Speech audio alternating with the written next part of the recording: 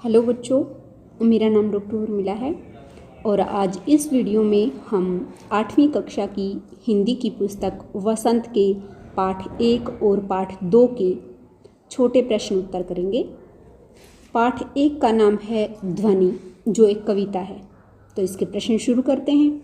प्रश्न 1 है, ध्वनि कविता के कवि का क्या नाम है? उत्तर है सूर्यकांत त्रिपाठी निराला।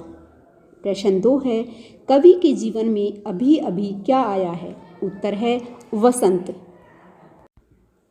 प्रश्न 3 है, कवि अपना कैसा हाथ निंद्रित कलियों पर फेरना चाहता है? उत्तर है स्वपन की तरह कोमल हाथ। प्रश्न 4 है, कवि ने कलियों को कैसा बताया है?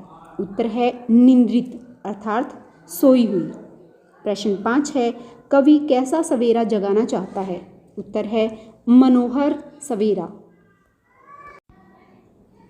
प्रश्न 6 है, कवि पुष्प पुष्प से क्या खींच लेना चाहता है? उत्तर है तंद्रालस लालसा। प्रश्न 7 है, कलियां किसका प्रतीक हैं? उत्तर है नवयुवकों का। प्रश्न 8, कवि पुष्पों को सहर्ष किस से सींचना चाहता है? उत्तर है नवजीवन के अमृत से। प्रश्न 9 है, अनंत का क्या अर्थ है? उत्तर है जिसका कोई अंत न हो। प्रश्न 10, वसंत किसका प्रतीक है? उत्तर है यौवन का। प्रश्न 11 है, पुष्प पुष्प में कौन सा अलंकार है? उत्तर है पुनरावृत्ति या पुनरुक्ति प्रकाश। प्रश्न 12, कलियां कोमल में कौन सा अलंकार है? उत्तर है अनुप्रास अलंकार। क्यों? क्योंकि कलिया शब्द का आरंभ भी किससे हुआ है? कै, और कोमल शब्द का आरंभ भी किस वर्ण से हुआ है? कै से। तो बार बार कै वर्ण आने के कारण अनुप्रास अलंकार है। प्रश्न 13 है, ध्वनि कविता में किस ऋतु का वर्णन किया गया है? उत्तर है वसंत ऋतु का। अगला प्रश्न है, कवि खिले फूलों को कहाँ का द्वार दिखाना चाहता है? उत्तर है अनंत का द्वार। प्रश्न 15 है, अभी किसका अंत न होगा? उत्तर है कवि के जीवन का। प्रश्न 16, प्रत्यूष शब्द का क्या अर्थ है? उत्तर है प्रातःकाल। प्रश्न 17 है, हरे हरे पात किसका प्रतीक है? उत्तर है जीवन की खुशियों का। प्रश्न 18, कविता से जीवन के प्रति कवि के किस दृष्टिकोण का ज्ञान होता है? उत्तर है आशावादी और उत्साही। प्रश्न 19 है, वसंत आने से वृक्षों की क्या बढ़ गई है? उत्तर है कोमलता। प्रश्न 20 है, मेरे वन में मृदुल वसंत, इसमें वन किसका प्रतीक है? उत्तर है कवि के जीवन का। इसी के साथ पाठ 1 के प्रश्न उत्तर समाप्त हुए। अब हम पाठ 2 के प्रश्न उत्तर करेंगे। पाठ 2 का नाम है लाख की चूड़ियाँ। प्रश्न 1, लाख की चूड़ियाँ पाठ के लेखक कौन हैं? उत्तर है कामतानाथ। प्रश्न 2, लाख की चूड़ियाँ कौन बनाता है? उत्तर है बदलू। प्रश्न 3 है, गांव के बच्चे बदलू को किस नाम से पुकारते हैं? बदलू काका। प्रश्न 4, बदलू किस वृक्ष के नीचे बैठकर काम किया करता था? उत्तर है नीम के वृक्ष के नीचे। प्रश्न 5, मुंगेरियां बदलू के किस काम आती थी? उत्तर है चूड़ियों को गोल करने में। प्रश्न 6 है, बदलू किस पर बैठकर कार्य करता था? यानी जो चूड़ियां बनाने का कार्य करता था बदलू, वो किस पर बैठकर करता था? मचिए पर बैठकर। प्रश्न 7 है, ये प्रश्न ऐसे होगा, बदलू लेखक को क्या कहा करता था? ना कि बदलू को लेखक। तो बदलू जो है लेखक को लल्ला कहकर बुलाता था। प्रश्न 8 है, बदलू का पैतृक पेशा क्या था?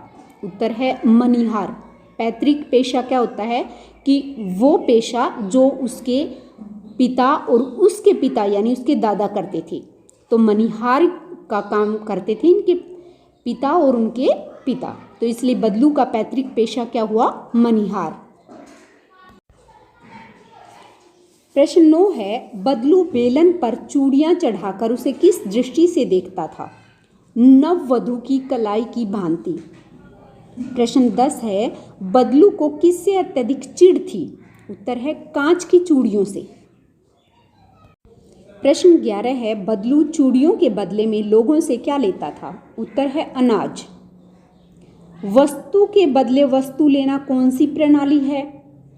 उत्तर है वस्तु विनिमय प्रणाली।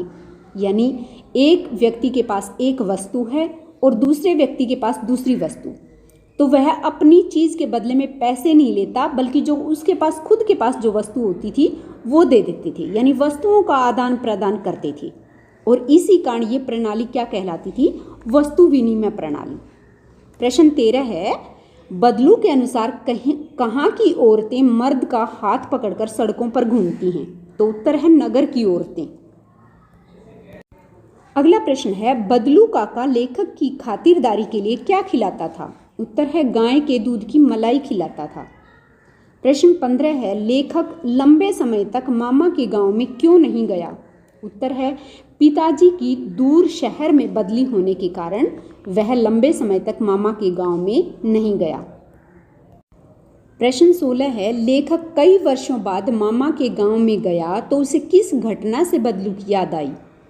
उत्तर है मामा की लड़की की कलाई में कांच की चूड़ी चुभने से लेखक को बदलू की याद आई। प्रश्न 17 है लेखक ने बदलू काका को अपना क्या नाम बताया? उत्तर है जनार्दन। प्रश्न 18 है बदलू काका की बेटी का क्या नाम था? उत्तर है रज्जो। प्रश्न 19 है जब लेखक लंबे समय बाद बदलू काका से मिलने गया तो वह किस बीमारी से पीड़ित था? उत्तर है फसली खांसी से। प्रश्न 20 बदलू ने अपनी गाय क्यों बेच दी? उत्तर है काम बंद होने के कारण।